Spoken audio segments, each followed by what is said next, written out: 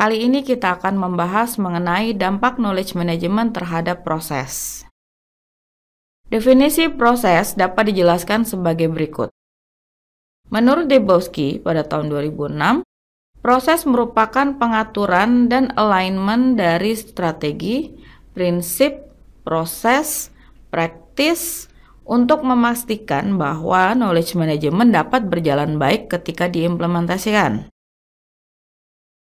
Sedangkan menurut Probst, untuk mengatur dan mengelola pengetahuan perusahaan atau organisasi, perlu dilakukan pengelompokan dan pengkategorian masalah yang ditemui pada perusahaan tersebut. Dampak knowledge management terhadap proses dapat dilihat pada 3 dimensi berikut ini. Yang pertama adalah effectiveness. Effectiveness menunjukkan proses atau prosedur kerja yang tepat dan menghasilkan keputusan terbaik dengan meminimalisir kesalahan dan juga beradaptasi terhadap perubahan keadaan. Kemudian yang kedua adalah efisiensi, yaitu menunjukkan proses yang paling cepat dengan biaya yang sedikit. Hal ini berdampak pada produktivitas dan penghematan biaya. Selanjutnya adalah innovation. Innovation adalah menunjukkan proses yang kreatif dan adanya kebaruan yang dapat meningkatkan efektivitas dan efisiensi, atau paling tidak dapat diterapkan pada pangsa pasarnya. Dampak knowledge management terhadap proses dapat diilustrasikan pada gambar berikut ini.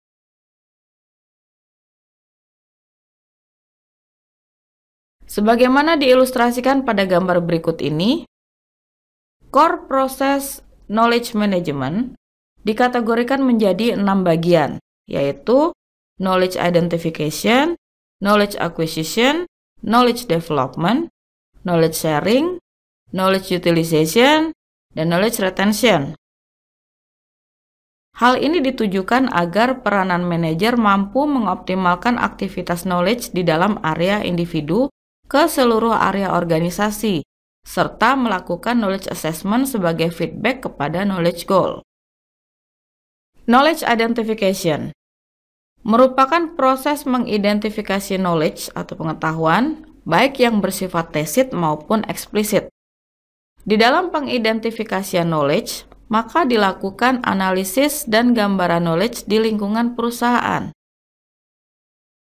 Masih banyak yang kesulitan dalam mengatur gambaran umum berdasarkan data internal dan eksternal, kesulitan mengolah informasi, dan juga menganalisis kemampuan organisasi. Ketidakjelasan inilah yang mengakibatkan ketidakefisienan, adanya keputusan yang tidak tersampaikan, dan terjadi duplikasi data. Maka dari itu, knowledge management yang efektif harus memastikan kejelasan internal dan eksternal, serta membantu karyawan untuk menentukan apa yang dibutuhkan. Knowledge acquisition, yaitu proses yang menggambarkan pengetahuan yang ada dalam hubungan dengan pihak luar perusahaan, seperti customer, supplier, kompetitor, dan bisnis partner lainnya, yang ikut bekerja sama dalam memberikan pengetahuan yang potensial. Perusahaan juga dapat membeli knowledge yang tidak bisa dibangunnya sendiri dengan merekrut ahli atau memperolehnya dari perusahaan lain. Knowledge management yang sistematik harus mampu mengambil peluang ini sebagai sesuatu yang harus diperhitungkan. Selanjutnya adalah knowledge development. Knowledge development merupakan proses dalam pembangunan blok-blok di mana setiap komponennya saling melengkapi dengan knowledge acquisition. Tahap ini meliputi seluruh usaha yang ditujukan pada cara menghasilkan kemampuan yang belum dimiliki oleh perusahaan. Knowledge development difokuskan pada pembangunan keahlian baru, produk baru, ide-ide luar biasa, dan banyak proses efisiensi lainnya. Selanjutnya adalah knowledge sharing and distribution, yaitu proses membagi dan menyebarkan pengetahuan yang sudah ada dalam perusahaan.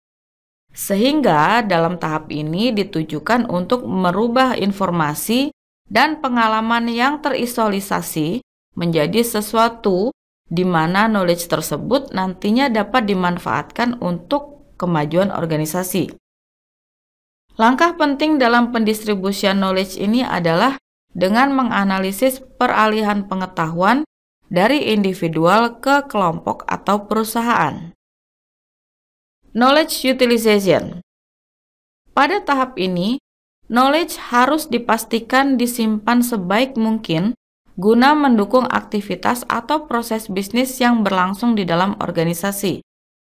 Tahap identifikasi dan distribusi yang sukses belum bisa menjamin penggunaan pengetahuan untuk produktivitas yang dihasilkan dalam operasional bisnisnya. Perlu diantisipasi berbagai tantangan guna memastikan bahwa kemampuan yang bernilai dan aset pengetahuan seperti hak paten atau license dapat digunakan secara utuh. Knowledge retention. Pada tahap ini meliputi aktivitas pemilihan, penyimpanan, mempertahankan, dan mengupdate knowledge, yang mana akan sangat bernilai bagi organisasi. Demikian penjelasan kali ini, sekian dan terima kasih.